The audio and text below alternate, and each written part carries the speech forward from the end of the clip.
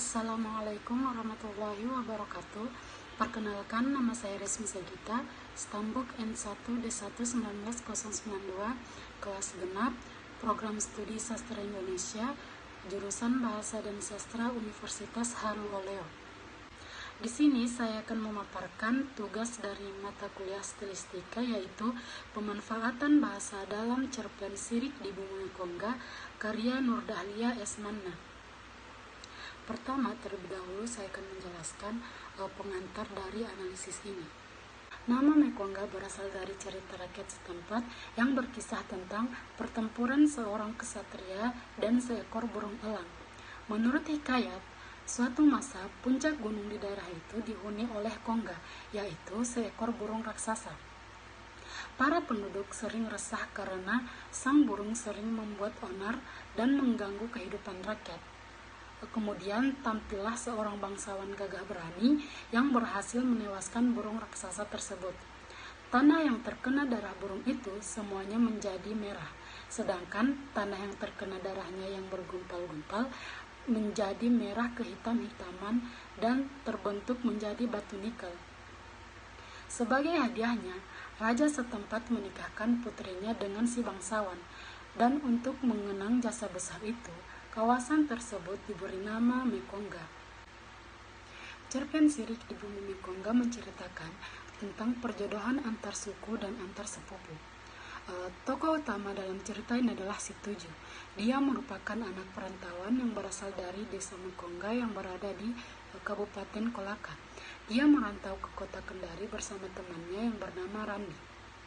Suatu hari, Si Tuju harus pulang ke kampung halaman karena ada hal penting yang akan dibahas oleh kedua orang tuanya. Setelah tiba di sana, Si Tuju dan ayahnya pun membicarakan mengenai kepulangannya yang tiba-tiba. Dalam pembicaraan itu, Si Tuju ditanya mengenai apakah dia masih ingat adat yang ada di suku mereka, yaitu adat tentang perjodohan dan pernikahan antar sepupu. Ternyata kepulangan Si Tuju adalah untuk membahas tentang perjodohan yang dilakukan oleh sang ayah. Dia dijodohkan dengan sepupunya yang bernama Karayeng Nia. Ayahnya sudah berjanji akan menikahkan Si Tuju dengan Karayeng Nia yang merupakan anak dari Karayeng Ero.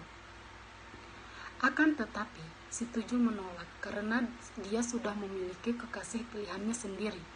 Ayahnya pun marah dikarenakan dia dianggap melanggar perjanjian yang sudah dilakukan sejak lama. Setelah pembicaraan itu, Si Tuju meminta kepada kekasihnya agar menyiapkan segala keperluan yang akan digunakan.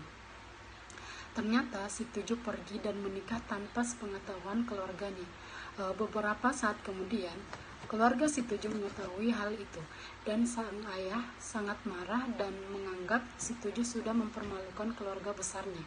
Selanjutnya yaitu pemanfaatan kata bahasa daerah. Di dalam cerpen Sirik di Bumi Mekongga, pilihan kata yang digunakan yaitu dari kosakata bahasa Bugis. Kata-kata yang terdapat dalam cerpen tersebut yakni Si Tuju, Ero, Manna, dan Simba.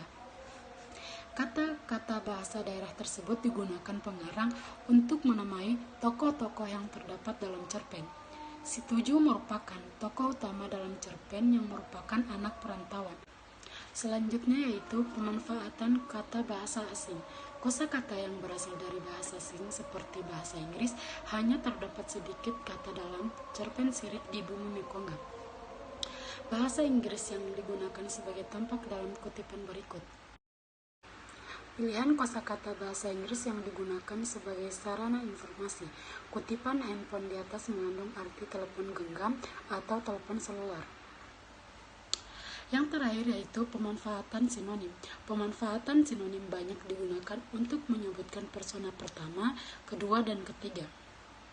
Dalam cerpen Sirik di Bumi Mekongga, banyak kata aku yang digunakan untuk menyebutkan persona pertama.